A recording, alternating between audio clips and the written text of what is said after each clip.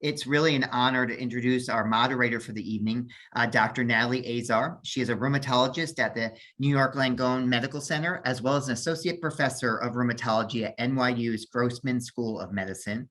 As well as many of you may be very familiar with Dr. Azar, as she's an NBC News Medical Contributor, and she really has been a leading voice and face in the fight against COVID this past year. You've seen her all over television, making sure that the general population is educated on the disease as well as on vaccinations. And so it's an honor to have her here this evening to help us moderate the various panels that we have going on. So I'm going to turn it over to Dr. Natalie Azar. Thank you so much, Steve, for that warm introduction, and welcome to everybody. I'm very excited to be your moderator this evening. We're going to kick it off with a study out of Johns Hopkins. We're going to have a discussion with the senior author, Dr. Lisa Christopher, and her colleague, Dr. Caoilfhionn Connolly, about a study that was released a few weeks ago in the Division of Rheumatology at Hopkins on just how rheumatology patients are faring after 2 doses of the COVID mRNA vaccines. I'm sure everyone listening today, as my patients have been very, very curious about how they're going to respond to the vaccination. And after that, we're going to address your COVID questions with our panel, which includes Dr. Jeffrey Curtis. He is the co-author of the American College of Rheumatology COVID-19 Vaccine Guidelines, as well as Marguerite Jones-Harbert, the Jean Ball Endowed Professor of Medicine, UAB Division of Clinical Immunology and Rheumatology, Dr. Elaine Husni, the Vice Chair of Rheumatology and Director of the Arthritis and Musculoskeletal Center at the Cleveland Clinic, and Dr. Yuki Kimura, who is the Chief in the Division of Pediatric Rheumatology at Hackensack Meridian School of Medicine and the Co-Chair for the CARA Research and Registry Oversight.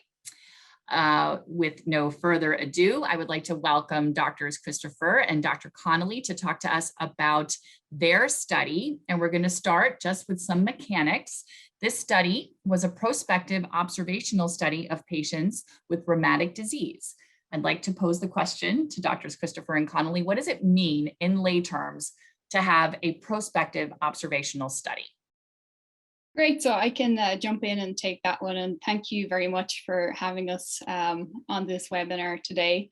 But essentially, a prospective study means, a study in which we're evaluating events that occur over time moving forward.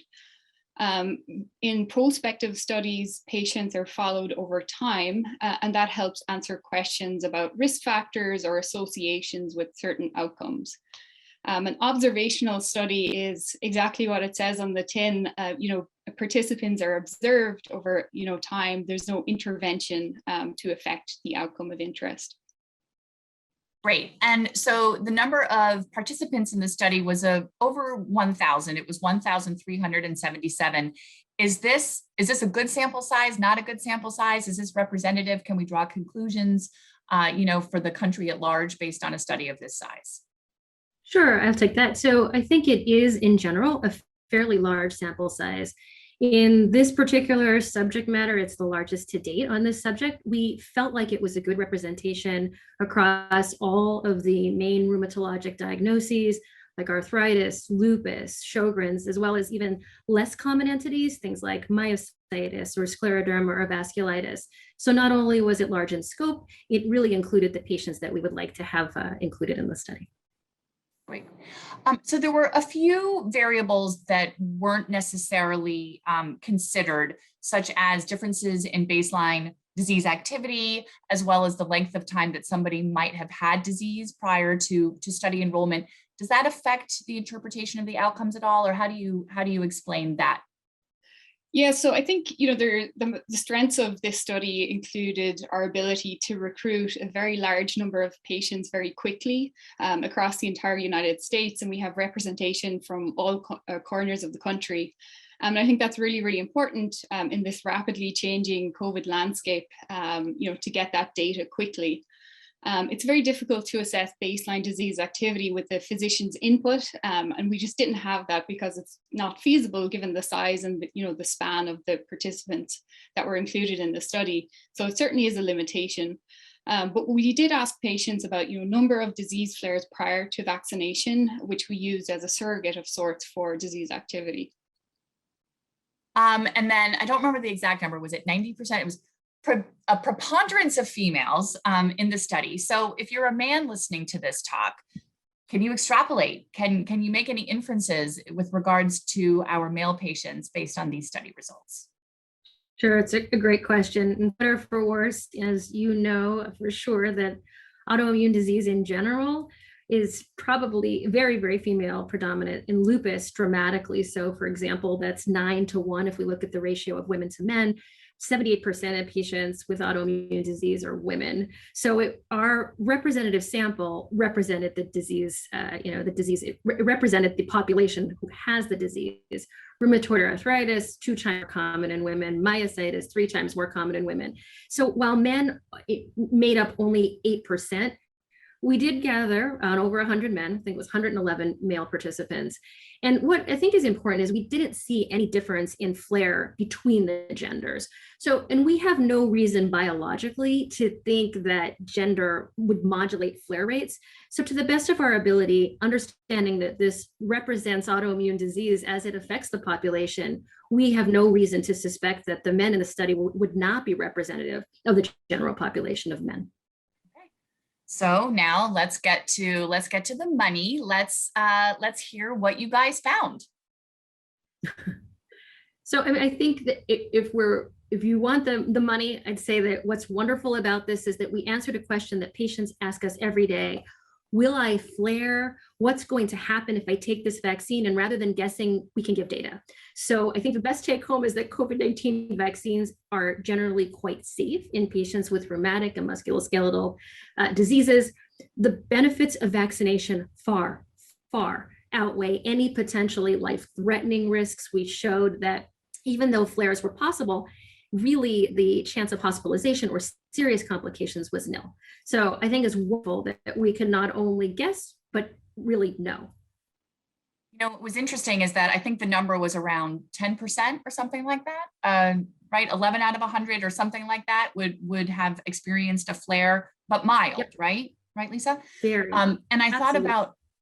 thought about, I don't know if you guys have experienced this in the office, but I'm like, that's probably maybe 1 a day, right? I mean, if we all see at least 10 patients a day, and I think that maybe does mirror, it certainly I think mirrors a little bit what I'm seeing. I've definitely had some patients have flares, but the vast majority that I'm not even thinking about that I'm seeing day in and day out have done just fine. So, you know, I think your study is probably matching very much some real world experience at least from this rheumatologist. I'm curious if you guys in your own private patients have seen something similar to the study results? Yeah, I think most definitely. Have tolerated it well. Yeah, I think part of the problem is that a lot of the same things, myalgias or muscle aches, and the symptoms or side effects from the vaccine can also mimic the exact same things we see some flares for our diseases. So even trying to tease that out was even more tedious, but I did not see any overwhelming flares that would hospitalize a patient. And anecdotally, exactly what you're saying, Natalie, I think we saw the same in practice, that patients really did tolerate well. Right. Well, if there's anything else that Drs. Christopher-Connolly would like to add about the study, let me know. Otherwise, we're probably going to be moving on to our questions. No, and if you don't, you guys, thank you so much for doing this study. I mean, it is so, so important. And so I'm so thrilled to be sharing that you're sharing it with us. This is really great information for patients to hear. Yeah, thanks very much for having us. And again, we were really encouraged by, the positive findings that, the benefits of vaccination by far outweigh, the risks associated with COVID-19 infection. I think another take home was that, people should expect some side effects. I think that's reflected, in, real world data in the general population as well. So just setting that expectation is important. But all the side effects were mostly mild. So generally very well tolerated, and the benefits greatly outweigh the risks of infection. Thank you very much to both of you.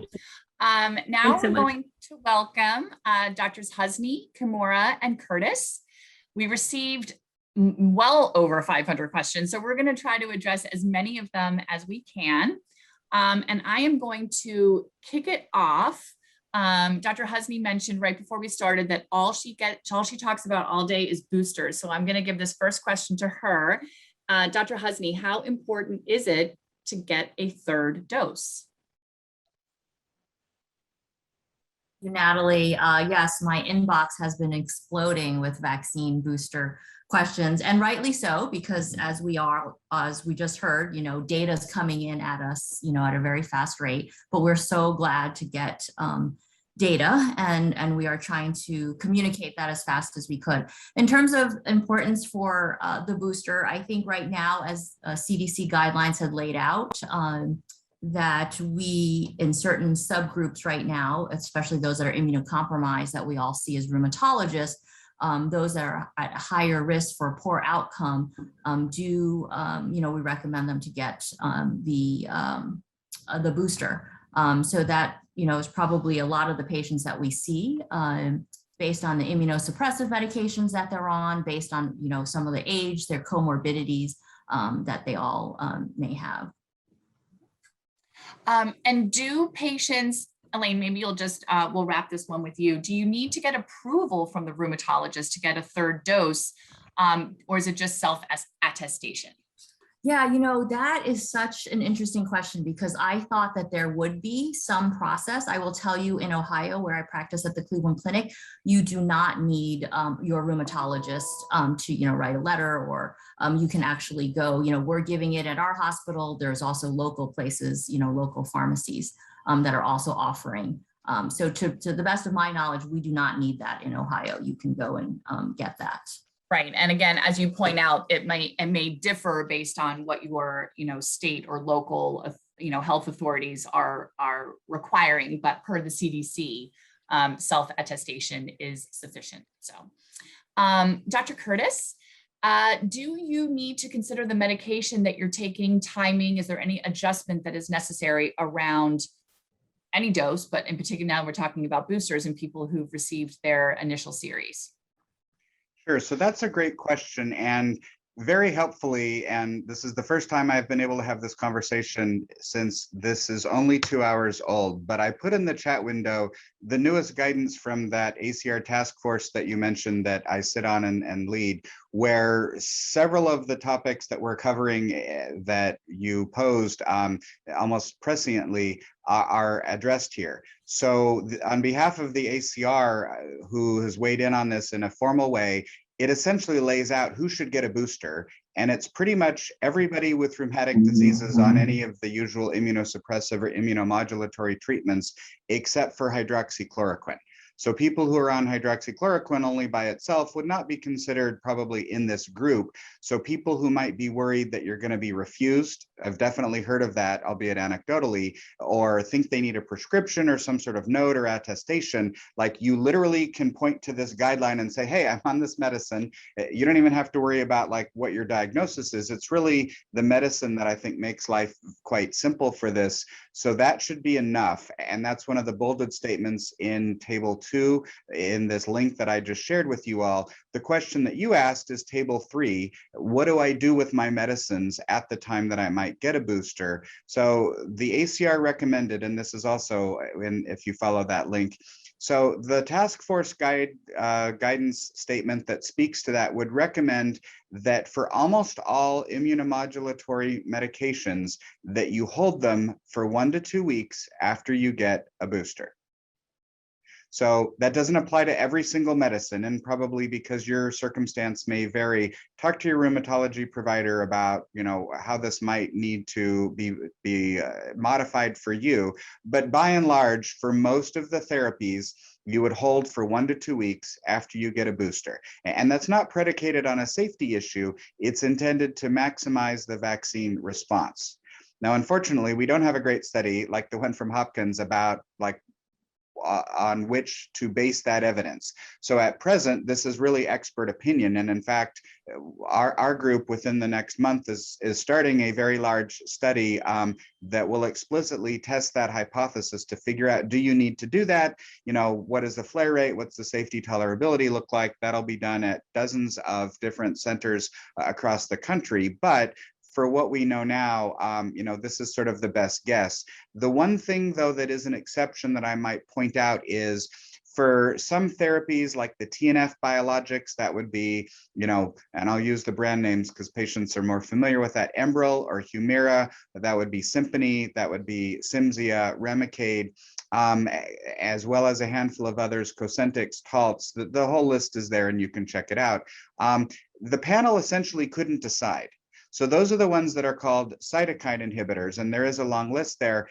And there were some people who felt that based on the literature for other vaccines that, maybe those therapies might have some small impact on vaccine or booster response. Other people said, we really just don't have evidence to be very worried about that. So there wasn't consensus about whether to hold those. So again, talk to your rheumatologist, but for all the other medicines, there was this recommendation to probably hold.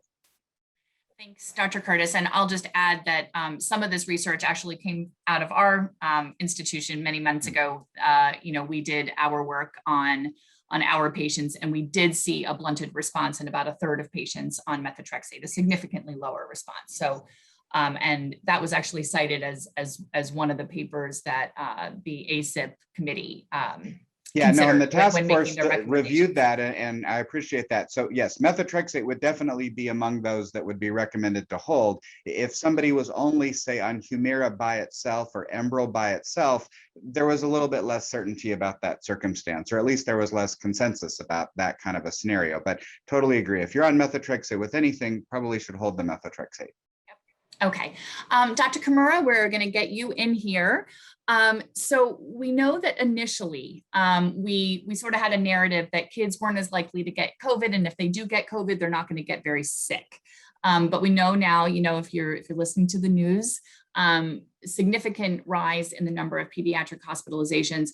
How worried should we be about our children who are too young to qualify for the vaccine at this time? Well, that's a great question. And I think part of the answer is that, we actually don't know how many children actually had COVID at the outset, because most children are indeed asymptomatic. But with the rise of the Delta variant, which is much more contagious, we are seeing increased numbers of children who are symptomatic, who get COVID, as well as adults, because of the Delta virus. So, so we need to, really take precautions, to help our children who are unable to get the vaccine at this moment, and that is by getting the vaccine yourself and getting all the adults around your children vaccinated, as well as the most important thing would be, for your child to wear masks when indoors with other people, such as at school. This does not apply to immediate family members, but that is really the best protection for your child. Okay, wonderful. And Dr. Kimura, I'm going to add one more to you. If children with JIA are more susceptible to COVID-19 because of the medications they take, should they be homeschooled? And should toddlers avoid daycare if possible? Well, that's a question, we get all the time as well. We certainly, it isn't that the JIA or rheumatic diseases in children make them more susceptible. It is the immunosuppressive medications that they take that may increase the risk of infection slightly. But we really do not advocate for children to be homeschooled. Children should go to school and be with their peers and learn with their peers. That is the best way for our children to be educated. And again, as I said, the best protection really for your child is for them to be masked, and for the other children to be masked at school, if at all possible, and for the adults around them, the teachers, to be vaccinated. As far as daycare, that's a good question, because toddlers aren't able to tolerate wearing masks. So that makes the situation more difficult in situations like, when they have to go to daycare. But if the children are in small cohorts, I would say, of the same children, and if, again, the daycare workers are also vaccinated, then the risk should be very small, even in daycare. So I'm going to pose the next question to Dr. Husni and then Dr. Curtis. And Dr. Kimura, I would love to hear your opinion as well, because this is a conversation that I have with my patients all the time. Antibody testing. Is it worth checking a spike protein? How do you interpret it? What should I do if my value is undetectable? What does that mean? Dr. Husni, you want to take a stab? So to me, I would love to know antibody status and if it correlated with our clinical findings. So unfortunately at this time, the assays that we have probably do not do that. So in theory, I completely understand this question. I get it all the time. We are not doing antibody testing prior to getting a booster or after getting the infection itself and to see how much antibodies you have. I do think in theory it makes sense to want to know this, but unfortunately it hasn't panned out that we have the technology to know that whatever your antibody titer might be, how much it might correlate. There's a lot of studies going on, which I'm sure Jeff can also share with us, but at this point we're not recommending that. But in theory, we're hoping one day we get to that point. We also don't know if you have no antibodies. Does that mean you definitely have to get more boosters? Or if you have antibodies, do you have a get out of jail card free, right? So we don't know those spectrums. I don't know if I would feel comfortable even getting that test result back and actually having an actionable clinical judgment on that. Dr. Curtis? I think Elaine's response was great, and it's maybe at best a curiosity, but the problem is exactly as she outlined. What do you do with it? If it's undetectable, it's mostly not antibodies that protect humans against viruses. It's the other side of your immune system. But many people will be very alarmed, but we don't know that they need to be. And in fact, there were people that were negative for antibodies and yet still seem to have protection in some of the big trials where those things were measured. And conversely, if you have detectable spike antibody, does that mean that you're really protected and you don't need to mask? No, probably not. And whatever your level is today, you think it's going to be the same in 4 to 6 months? Probably not. So it's really the interpretability that I think is so thorny. And that's why in those ACR recommendations, which again were affirmed in the last 72 hours, that because we don't know what to do with it or how to interpret the result in a way that makes sense for patient care as an individual and not just groups of people, then it's not routinely recommended. The only other kind of testing, though, I would make mention of, and somebody put it in the chat window, so there might be some rheumatology providers that want to measure some aspects of B cells. If their patients are on a B cell depleting therapy like rituximab, there might be some merits to that. And not all rheumatologists do that or even have it available, but if you are on rituximab, that might be, or considering that might be something that could be useful if that's available. Dr. Kimura, do you have anything to add? No, I don't really have anything to add. I think, Jeff and Elaine covered it very well. And we certainly have even less data in children than in adults. So, we really don't routinely recommend antibody testing, again, because we don't know how to interpret the results. I will just share that prior to the CDC's formally making their recommendation on Friday to not test prior after they met, we had an internal discussion within our group and we said, listen, if we want to check patients commercially, and we all understand that, I've gotten some results back where I'm given a spike protein antibody greater than 20. That doesn't mean anything to me. I've had some people come back with 400, some people 2,000. And when I explain to patients and to all of our listeners tonight is that we don't know yet what that correlative protection is, which is what we're trying to communicate to all of you, is that we don't know what minimum level is sufficient for protection. But what we said we could do for some patients who are like, I just got vaccinated. Do I need to be vaccinated again? With the 28-day wait after the second dose, is to check, and if their antibodies were indeterminate or negative, we would refer to our research group who was going to be doing some more testing on the T cells and everything like that. And just to sort of double down a little bit on Dr. Curtis's point, we got we in the media were part of the problem, and I take some responsibility for that, talking about antibodies, neutralizing antibodies, and how important the antibodies are. And just to remind everyone, the antibodies are that first line of defense when you get exposed to a virus. They neutralize the virus, they try to get rid of the virus right away, and then after that they go away.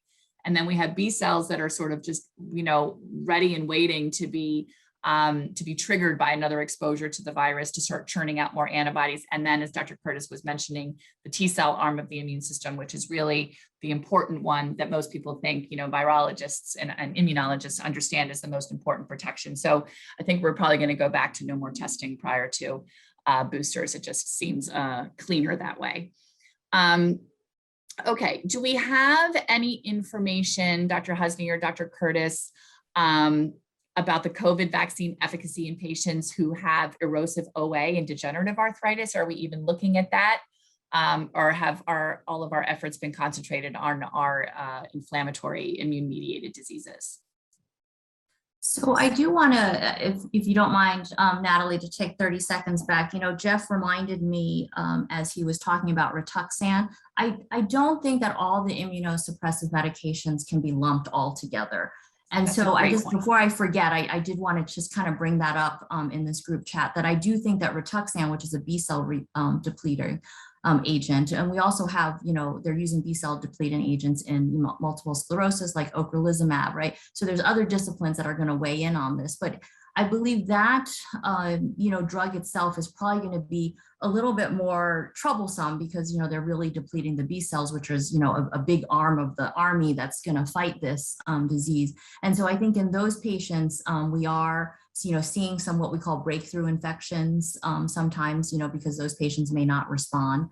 So they're not all equal as we're lumping all these immunosuppressive medications. And so that's why we had mentioned that maybe B cell panels that we can check in certain institutions may or may not be helpful, but gives us another piece of information. So I think it's important for the patients that are listening that depending on what you are on, you may get a little tweaks of what your rheumatologist might tell you. And it's not that we're trying to go against each other, but it just depends on, the exact medication you're on. So for rituximab, we may be trying to, really fine tune that you get your vaccination at your trough, maybe not wanting to get it 1 or 2 weeks right after you got your Rituxan treatment, not because of efficacy and not because of safety issues, as I said, but because we want to give you the best efficacy. And I think it's important, Elaine. And I think, there were a few things that I thought were curious omissions from the CDC on Friday, and that was completely ignoring folks over the age of 65, where we know that there's natural, immune senescence as one ages, our immunity declines, but they were sort of left out of that group as immunocompromised or with weakened immune systems.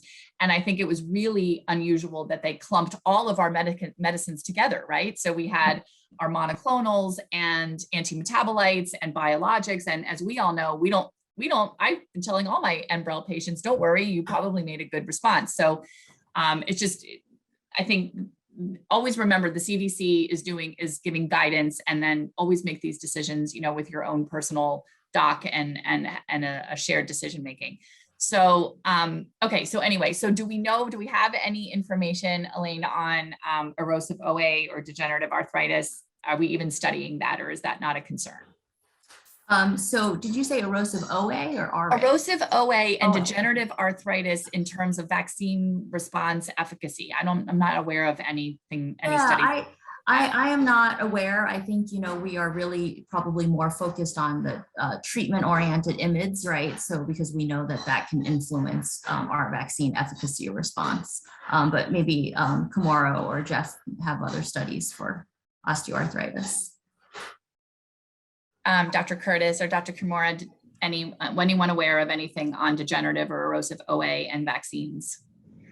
So I would think that it would be, the answer to the question is largely predicated on what kinds of treatments that somebody's on. So sometimes people get treated with low-dose steroids like prednisone or even methotrexate. So I would probably expect that, as you already pointed out, Natalie, that, methotrexate probably blunts vaccine response. And so I would expect that regardless of why you're on methotrexate, if you're on it for erosive OA or you're on prednisone for erosive OA, that it may matter a little bit less why you're on that medicine. If you're on that medicine, it's going to influence vaccine response.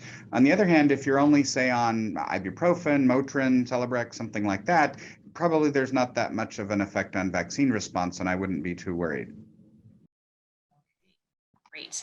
All right. So one of the biggest questions I got the J&J vaccine.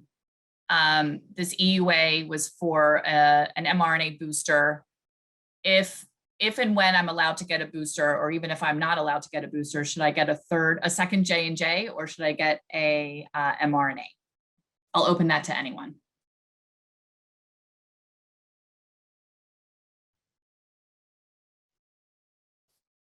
So currently, yeah, as we know, the CDC is recommending that, this is, we only know data for mRNAs, right? So that's the Pfizer and the Moderna.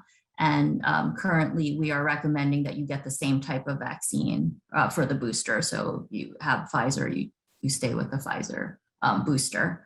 I know that there's been small studies done where people have tried to look at, I don't know if Kimura or Jeff have seen some really small studies doing the opposite to see if you can get some broader, coverage, but we are not recommending that. We're recommending you to stay with the same class of vaccine. And just to be clear, I think we've reached the limits of what we know with any sizable amounts of data. And so sometimes what gets recommended is simply who did what kind of a study. If you have evidence that something works, then that's something. In this case, you had Pfizer vaccination, get a Pfizer booster. You had Moderna vaccination, get a Moderna booster. If you have evidence that something probably works, then that's what ends up in guidance or guidelines. But in a circumstance where you really don't have very much or very good data, maybe you don't have any data, that tends not to get recommended, but it doesn't actually mean that it's a terrible idea.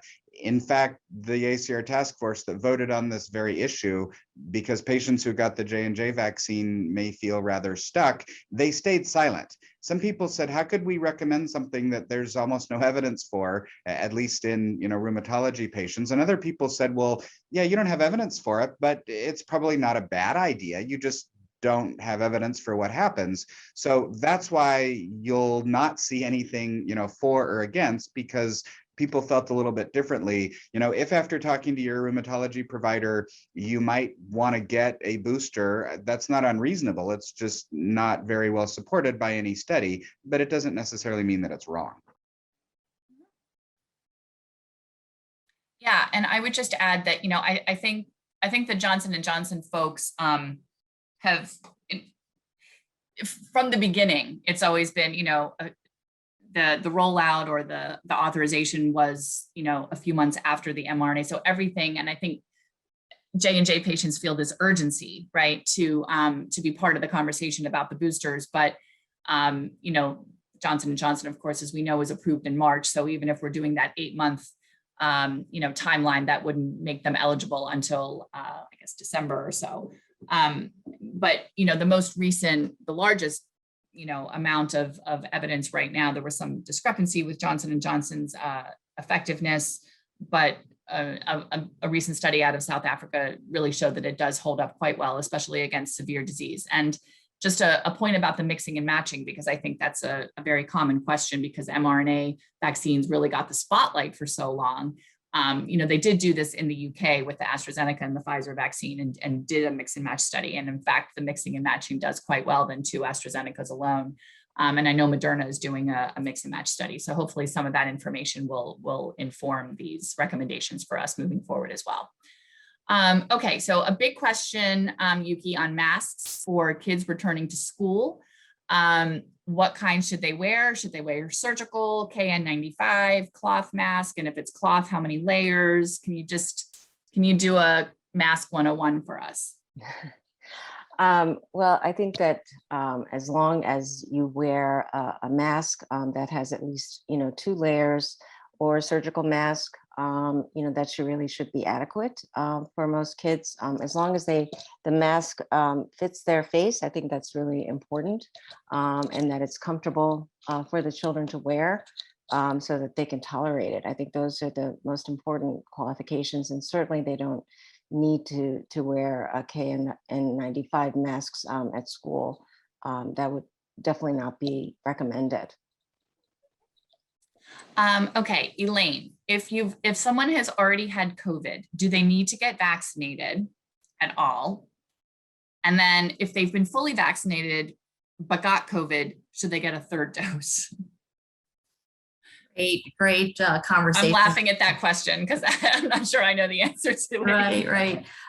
Definitely a scenario that I've come through in my practice. So understand why people are writing about it. Whether or not I have data to support what to do, it's probably going to be a case-by-case basis. We know that if you have undergone, a COVID infection, you know that you have your own natural immunity, and as we know, we had not been recommending people to get vaccinated right after COVID infection. We had recommended 90 days at least. So I think that 90 days probably is coming from some evidence that you have your own immunity for some point. Where that line sort of starts waning is probably what we don't know. When do you kind of lose all that, and that you would gain more benefit from getting a booster if you were already vaccinated? And then if you were never vaccinated and you had a COVID infection, are we good or not? So I think that we still have really good evidence that there's things that we can do in situations where it's not clear. So masking, social distancing, probably not going out, if you're at high risk, to Disney World, even though I'm actually a big fan of Disney World, but I think there's also common sense approaches that you can do. It's not just an end all be all, the vaccine, yes, no, booster, yes, no. So I think that's going to play a role into these situations where it's a little bit more gray. Jeffrey, this one's for you. Mask guidance keeps changing. Should rheumatic disease patients plan to wear masks for the rest of the year once we are outside of a family bubble, or that we're guaranteed to be fully vaccinated, that that everyone is fully vaccinated with whom you are? So I think it's a great question. It's a tough question because if you say yes, it's going to make people afraid, and maybe that's not warranted, and that will exceed public health guidelines. On the other hand, if somebody says, I feel more comfortable, I would say, go with that and do what you're comfortable with. Here's where the spectrum of illness and treatments and, how your disease is under control really plays in. If somebody's on steroids and some of the more potent immunosuppressive therapies, I'd say, yeah, probably I, as your doctor, would recommend that unless that's incredibly burdensome. If you have a school teacher who is, constantly exposed, who's on some of these medicines, I'd say yes. On the other hand, if you have somebody who lives in a rural area, doesn't have much contact except at the grocery store once in a blue moon, I'd say, probably not necessary. So I think everybody's situation is going to vary a little bit, and I think it's hard to overgeneralize.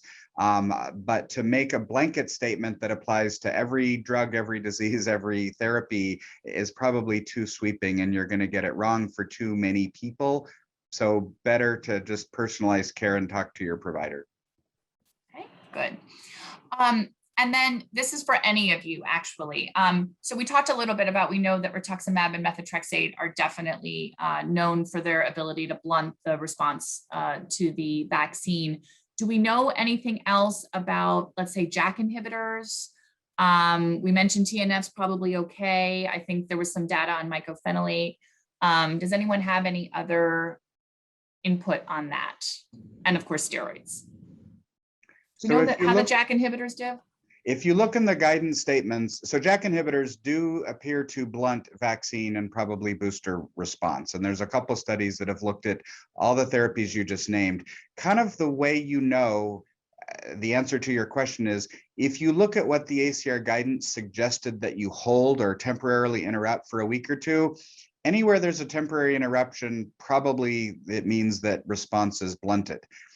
The only caution about that is just because vaccine response is blunted by, say, mycophenolate or Cellcept, doesn't mean that you can hold it for a week or two and be guaranteed that all is well. But the therapies are listed in that big table, and if it says you should interrupt it when you get primary vaccination, abatacept, the JAK inhibitors, probably that is well supported by at least some evidence.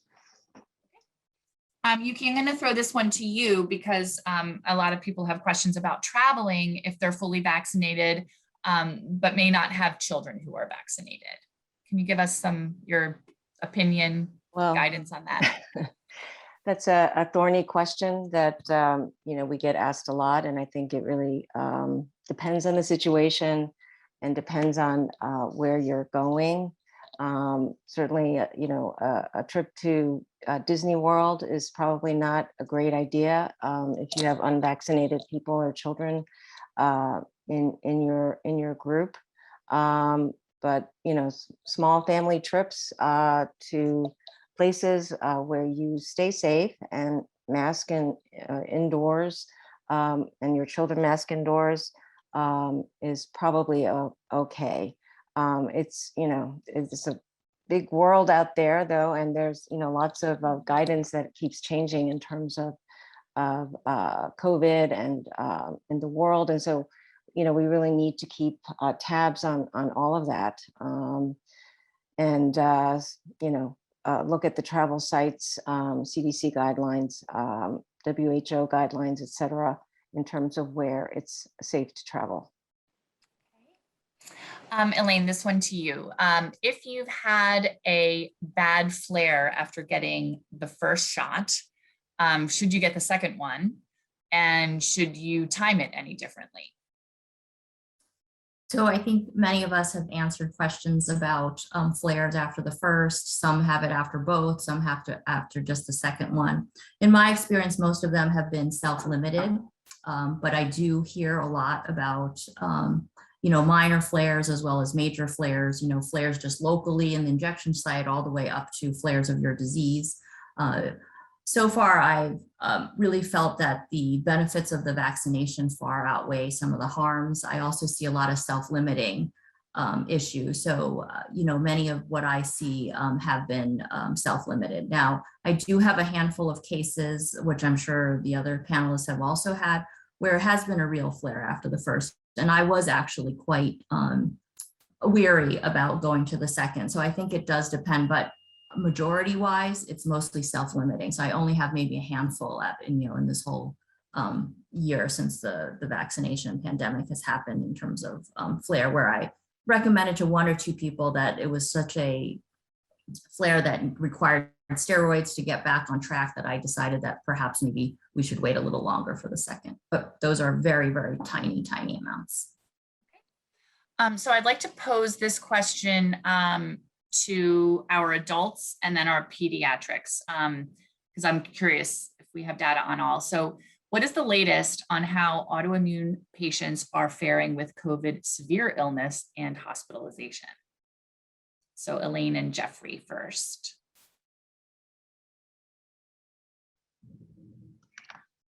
So if autoimmune patients and severe illness, it means like, if you get COVID, do you have more severe illness? Then I think, yeah, we do have some well-powered population-based studies suggesting that patients with rheumatic diseases probably do fare worse for severe or for hospitalized COVID. That in part is why it's so important to get vaccinated and to get a booster, because we want people maximally protected, because it looks like people do have worse outcomes. There's also cases of breakthrough infection or manifestations. So I think that also increases the concern for that as well. Yeah, I agree. I think as a whole, I do want to mention that, just from hospitalizations, just kind of a generalized comment that since the vaccinations have occurred, I've seen a lot less, severe, infections in both, immunocompromised and non-immunocompromised. So I just wanted to put that out there. I think, we're also learning better how to take care of these patients. They're vaccinated. I do think that there has been a huge benefits. Now, on the other side, while I'm a hospital rounds, I do, see patients that may have worse outcomes and they are immunosuppressed. I also notice that it's not just being immunosuppressed, but they also have a lot of other comorbidities. So being overweight, having heart disease, having, heart failure. So there are other issues in a patient that may also predispose them to maybe a little bit more poor outcome. So I do think that, it's a nice wake-up call sometimes. I know that there might be a question later on about what to do about your immune system. And I do think that from the cases I see that have worse outcome, this is a good wake-up call to say, if you are overweight or you are a smoker, this is time now. I think the pandemic was a good wake-up call for us to say, hey, maybe we should adjust these lifestyle factors that we have control over, because I think they make a difference. I think we have a lot of lifestyle choices that we make, and I think it's been, really important now to maybe pay attention to those and to kind of rebalance some of those things that we have control of. Yuki, have you seen any characteristics of the kids who are admitted with JIA? Is it steroids? Are there any biologics that seem to be, showing up in the ED more frequently, or is it also like we're seeing in the adult population, the comorbidities that our patients have that are really the culprit mostly? I'm just turning off my video for a second. I have to close my blinds. I'm going blind. I think that in general, the same statements hold for children. I mean, we have far fewer numbers of children with rheumatic diseases who are reported to get COVID, but we do have several registries that are collaborating with the international registry that is in adults with rheumatic diseases, as well as the CARA registry, which is reporting on children and adolescents who get COVID. We certainly don't have enough numbers. Certainly in our practice, we do see some patients who get severe COVID, but really it's actually fewer than we would expect, which is somewhat reassuring. And maybe it is because children don't have as many comorbidities as adults do, and so that may certainly play a role in that. Okay, so Elaine, you alluded to this question that's coming up. So supplements to boost immunity. Do we have an opinion? Is our opinion evidence-based? There's so many different studies out there on vitamin C and vitamin D and zinc and everything like that. Do you have any, and what do you tell your patients? How about that?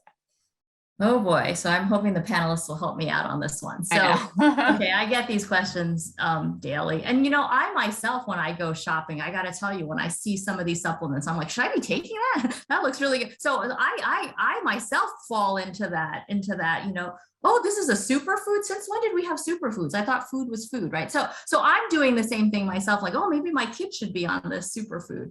So I think there is no, if anyone is telling you there's an overnight food, pill, meditation that you can do that's going to improve your immune strength, health, I would probably run away, right? These are something that you need to build, that you need to see personally what you're, sort of what you're lacking in terms of what you need. But that would be my answer. I don't think that, taking vitamin C alone is going to, really be the end all be all. I do think that there are strengths and certain benefits, from, taking down sweets, eating, heart healthy foods, fresh fruits and vegetables over, drive through fast food chains, right? So I think there's that balance. So I'm really encouraging my patients to really look at themselves to see, there are like 5 pillars that we know about. If you're really not getting enough sleep, then sleep is going to be that important thing that you got to do. If you're overweight, then maybe it's the weight thing. If you are smoking and doing other bad habits, that's, something that we need to address. So I think everyone is a little different. If you're really stressed out, you don't have a way to release your stress, then I think mindfulness and stress becomes your important pillar to work. So hopefully that's helpful to hear, but I really don't think there's an overnight answer to that. Jeffrey, do you have any thoughts on that? No, I think Elaine did a great job summarizing. I mean, the Socrates quote, nothing in excess, everything in moderation. So balance, and lots of people, myself included, often find balance elusive. But, a healthy diet, sleep, exercise, and mental health. And I think that's the thing that suffered for many the most. When those things are in balance, I think people's minds and bodies, of course, are connected. And that's important for your immune system as well as the rest of you. Okay, thank you. Yuki, this one is to you. My child is going back to school and is too young to be vaccinated. What are the chances that she will bring it back to me? Should I wear a mask around my own child? That would be awful to have to wear a mask around your own child. I know. And I think that, the best way, for you to prevent getting infected and for your child to not bring it back home is for the child to wear masks at school, and also for you and your family to be vaccinated. And if you are not vaccinated, avoid large gatherings of people, including even, large family gatherings where, even one person who is infected could pass on the infection to other people. Again, the best protection against your getting the virus is by, by your child masking indoors with other people, and for everyone in your family who is eligible to get the vaccine to get it. So one of our listeners is asking, are there any health issues that really are a contraindication to getting vaccinated? A history of multiple blood clots, multiple autoimmune diseases? Are there any conditions that any of you have said to any of your patients, I would not vaccinate? Elaine, Jeff, Yuki. Jeffrey, you want to go first? Yeah, I mean, by and large, no. I can't think of a single category. I mean, an allergy to the vaccine. So, for example, there's a medicine, pegloticase, that sort of surfaced as someone who might have an allergy to that. That drug name is Krystexxa. That's not a commonly used drug, even for people who have gout. That might be the only one that would give me some pause that I can think of as an entire category where I would say probably a bad idea for everybody. So if you've had an allergy against Krystexxa, not you're on Krystexxa, but if you've developed a bad allergy, because there might be some overlapping components to the vaccine that might cross-react if you had an allergy to that, I would think hard about that, but that's a really rare circumstance. Elaine, what do you think? Yeah, I mean, I can't, allergy was the first thing that came to my mind. Like if you had some allergy to the first vaccination, then, I would not recommend the second. But I can't think of any good example for health issues that I would say, oh, because you have this or this and that I wouldn't vaccinate you. I do want to bring up the point. I think somebody asked about uncontrolled disease. I could see myself, if somebody had an uncontrolled immune mediated disease, I would, I'm thinking to myself, if you have a dysregulated immune system and you're not right, you're probably not going to have a good response to the vaccine. So in those cases, I would want that patient to be better controlled prior to probably getting the vaccine, so just a corollary to that question, just because I saw it come up. No, I'm glad that you did. So Yuki, this will be two questions to you. This listener's son is turning 12 soon, but very concerned about getting him vaccinated, and would love to hear your opinion. And then why was 12 the cutoff? Well, as we said many times during this roundtable, really the risks of the vaccination really far outweigh the benefits, and the risk of actually getting COVID and becoming sick from it for your child and for other people that might be exposed to your child who is unvaccinated really far outweigh any risk of the vaccine itself. So I would highly recommend that anybody who is turning 12 and has the chance, or is over 12 and has the chance to get vaccinated, get the vaccine as soon as possible if you have been unvaccinated. And your other question was, why is 12 the cutoff? Why is it 5 to 11? And well, it's actually sort of a very arbitrary cutoff. I mean, that's just how the studies were organized. The vaccines were studied in people who were 18 or over initially, And then after that, the 12 to 18 age group was chosen as the next to be studied. And that it has been approved for emergency use in that group. And that's why the cutoff is 12. There's no other reason. And it is currently, the data is being analyzed for the 5 to 12-year-old group. The studies, have been done and are continuing. And hopefully within the next few months or even sooner, we may see the vaccine being approved for the 5 to 12-year-olds, which would be great, especially with this schools reopening, et cetera. We don't know exactly when the FDA will approve it, but certainly organizations like the American Academy of Pediatrics is strongly advocating that this vaccine be made available to this age group as soon as possible. So this is an interesting question. So the question reads, if you have more than one autoimmune condition, does that mean your chances of getting COVID increases? So maybe Jeff and Elaine, do you want to take a stab at that?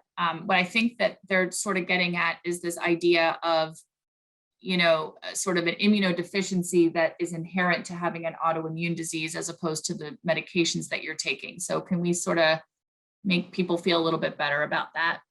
Elaine, do you want to go first?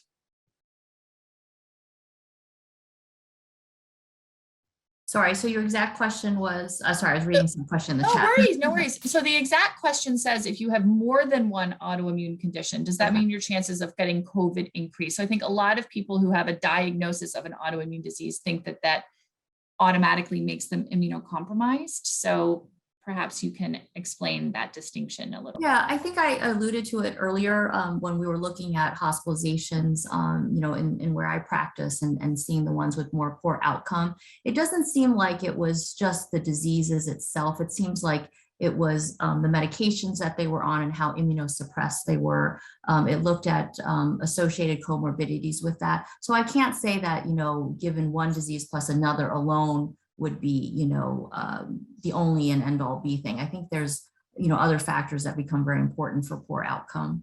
I do know that we have a huge, and as Jeff and Yuki know, we have a big, COVID-19 registry, which is observational, that has been ongoing now. Now we have more than a year of data on that, looking at some of the differences. And we see that, sometimes being on an anti-TNF inhibitor isn't so bad.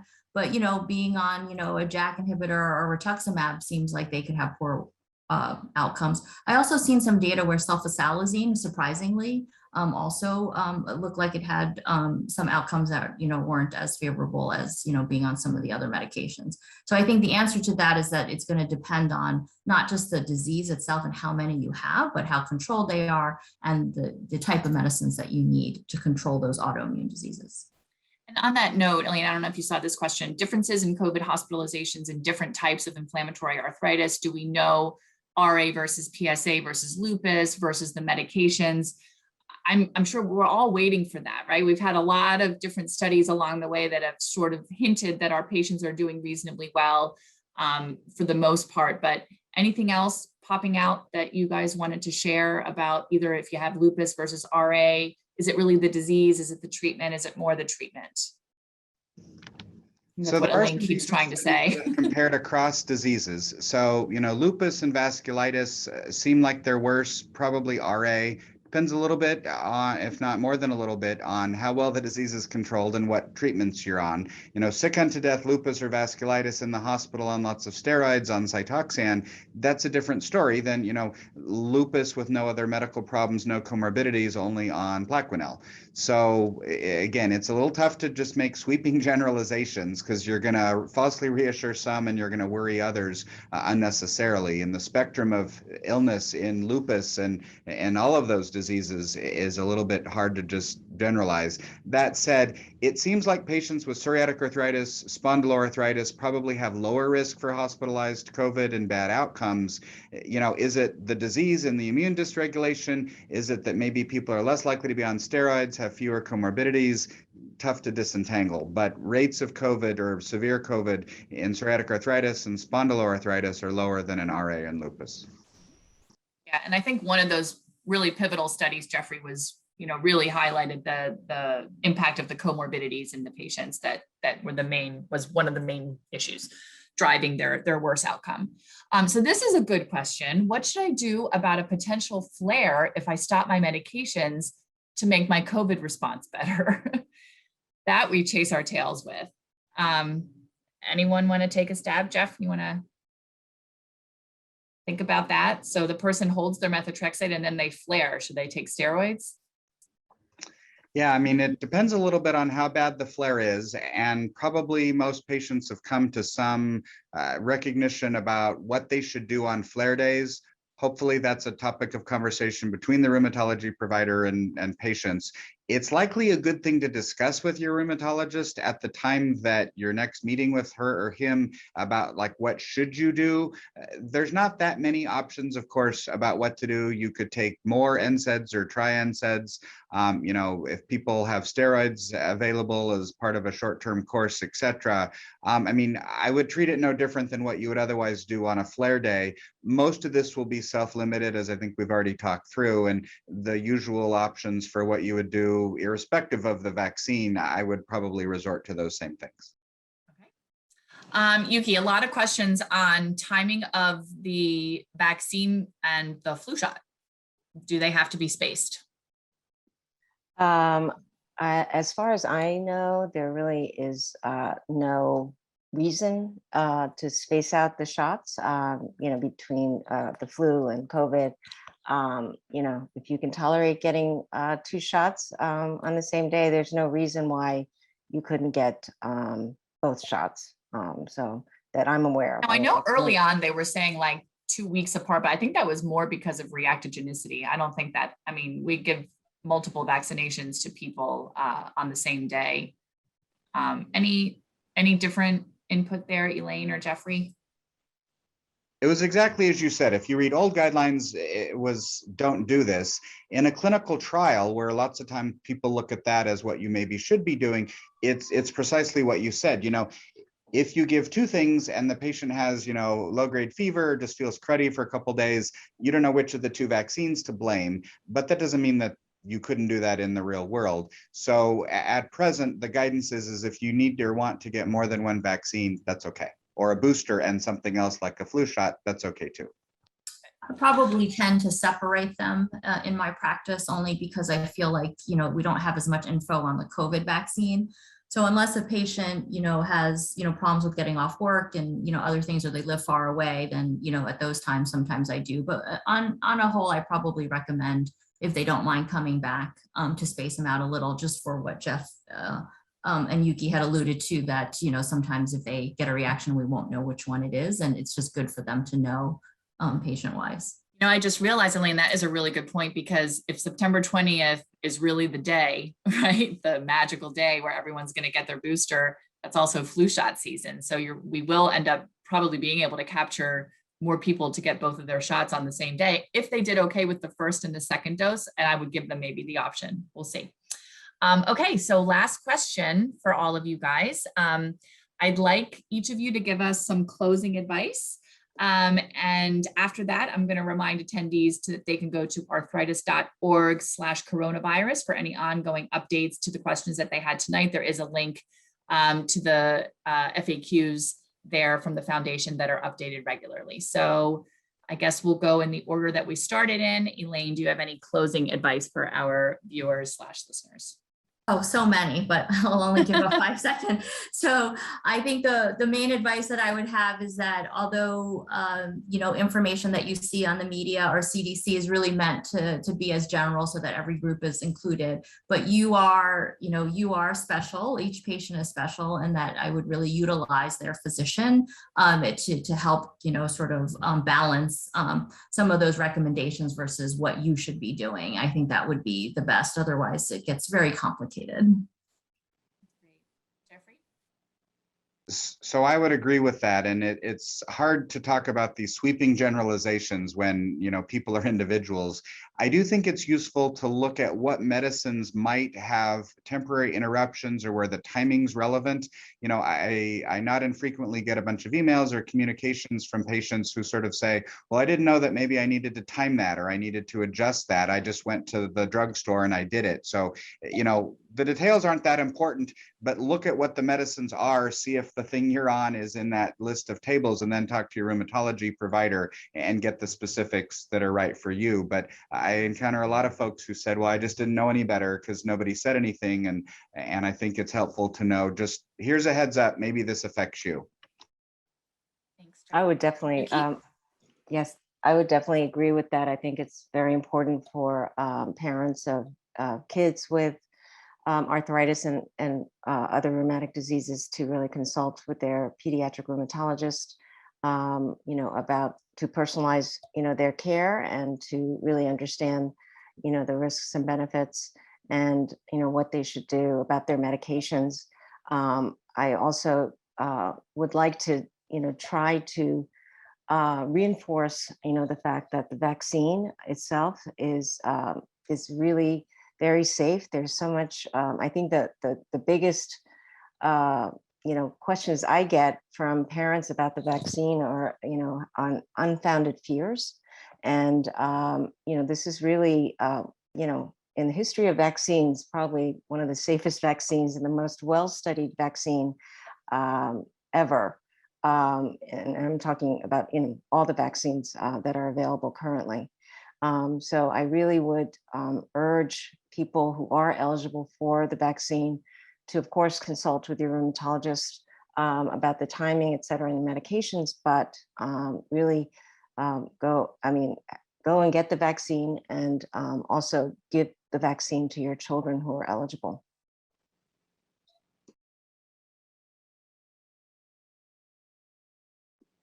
Muted. Sorry about that. I made it almost the whole way. I want to thank all of our viewers and our listeners, and of course for the Arthritis Foundation for organizing this event. I know I certainly learned something, and I hope everybody else did. So that's it. Stay well, everyone. Stay safe, and have a good night.